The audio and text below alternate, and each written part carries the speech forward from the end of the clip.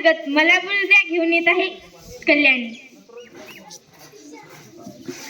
नमस्कार. आजच्या पटपाठांतर्गत मला बोलण्या विषय घेऊन येत आहे मी.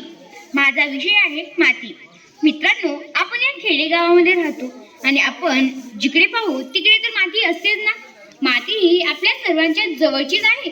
आपल्या सर्वांनाच माती ही परिचित आहे. आपल्या सर्वांनाच माती ही काय असते हेही माहीत आहे. बघा बरं, आता आपण शाळेत बसलो आहोत आणि इथे पण माती दिसतच आहे. आपल्या सर्वांकडे शेती आहेत ना, त्याच्यामध्ये पण भरपूर सारी माती असते आणि आपले आई वडील त्याच्यावर पेरणी करतात व त्यावर पीक येतो. मित्रांनो, एक सांगू का, माती जर ही सुपीक जर असेल ना तर त्याच्यावर जे पण आपण पीक करतो ना ते चांगलंच येतं. मला तर शेतकरी बांधवांना एवढं सांगायचं आहे की आपण जे त्या मातीवर वेगवेगळे फवारा मारतात, कीटकनाशक करतात, ते न करता जर आपण रासायनिक शेती जर केली तर ती चांगली असेल. आपल्याला कमी पीक येईल पण ती आपल्या मातीसाठी छान असेल आणि आपली जी मातीची सुपीकता आहे ती पण छान पद्धतीने राहील. मित्रांनो, आज आपण याच मातीमध्ये जन्मलो, याच मातीमध्ये मरणार आणि आपल्याला जर आनंद झाला तर याच मातीवर आपण उडी मारतो.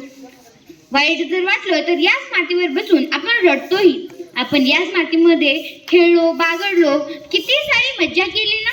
म्हणून आपल्याला सर्वांना आज ही माती माहीतच आहे. ह्या